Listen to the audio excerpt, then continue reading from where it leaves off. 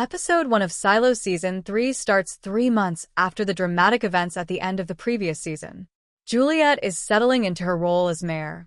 After the little rebellion in Season 2, the silo itself is apparently at peace right now because she came back. Juliette does her best to keep it together, and her first port of call is a big council meeting. She's greeted like a superstar, which is unsurprising given she's the first to cross back into the silo after going outside. Juliette is still haunted by the confrontation with Bernard though, and she's struggling to remember what really happened. Camille keeps a close eye on her, while Sims watches from the monitors and eventually gets involved. He explains that her suit was insulated from the fire, protecting her from the flames. Bernard though was not so lucky. It took 6 porters 6 hours to get Bernard's body down to the incinerator. Sims tells Juliette that he watched the guy burn, and as for Juliette, she's suffering from amnesia as a result of these dramatic events. Juliette doesn't recognize anyone around her, and she can't even recognize herself either when she looks in the mirror. However, the truth of the matter is that Bernard was still alive after the fire incident. It was Sims who choked and killed him, while he and Camille have seized power for themselves. Camille is serving as the de facto head of IT, while Sims is clearly tightening his grip on the silo, under the guise of democracy. At the latest council meeting, Sims talks about how they've got rid of most cameras. Most is doing a lot of heavy lifting in this sentence, and he speaks about how they were all caught unawares from Bernard's lies. The council meeting opens properly, and everyone speaks their piece. Juliette perks up a little, remembering the message she received from Martha that they're all good in supply when Orla Kent, shadow to the head of supply, talks about her family's history. Orla also butts heads with Ed, a grumpy miner. This conflict looks like it might spill over to the season proper, so we'll have to keep an eye on this. Shirley is currently in charge of reconstruction, but she's not taking Juliette's amnesia particularly well. After Juliette's father sacrificed himself, which is also being blamed on Bernard, Shirley is unnerved by how nonchalant Juliette is to the whole situation. Meanwhile, Orla speaks to Juliette and brings up how a good number of supplies have been going missing.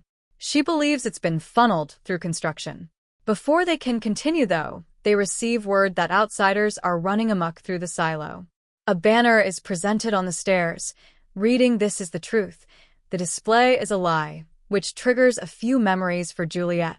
She starts to remember another silo, but Camille has been instrumental in forcing Juliette to remember false, reconstructed memories about how she survived outside the silo in a refuge hut.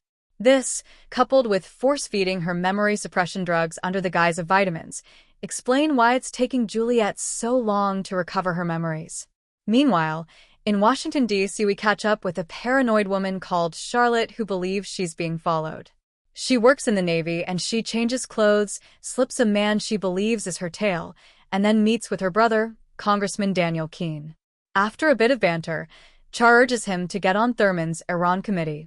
Daniel Keene talks a good game to get himself on Thurman's radar, where he learns Char is actually on a mission to fly over to Iran and retaliate for the bombing.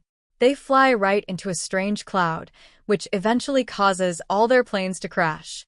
Charlotte is still alive though, picked up by a rescue team in Turkmenistan. Unfortunately, she has TBI and is shipped back to a clinic in Fairfax. Daniel shows up to see his sister, but she doesn't even recognize him, suffering from amnesia. Back in the silo, Camille speaks to the algorithm, who tells her to double the dosage of the memory suppression drugs Juliette has been taking. However, there are forces inside the silo that want to help Juliette too. That night, a message is smuggled in through her bowl of chowder. This note reads, "Want to know the truth? Leave your bowl upside down. Go to the marketplace at 2. Burn this note."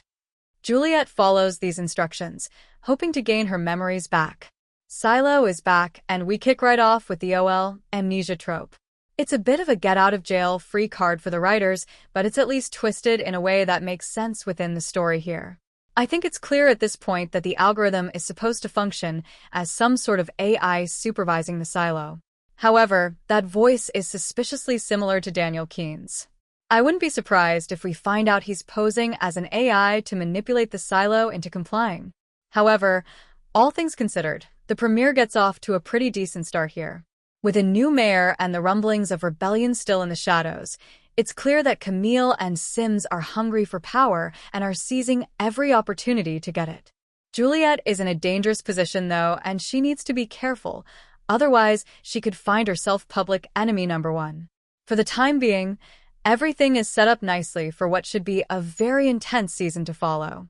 If you enjoyed this review, don't forget to like the video, subscribe to the channel, and share your own Episode 2 predictions in the comments. Thanks for watching, and I'll see you in the next breakdown.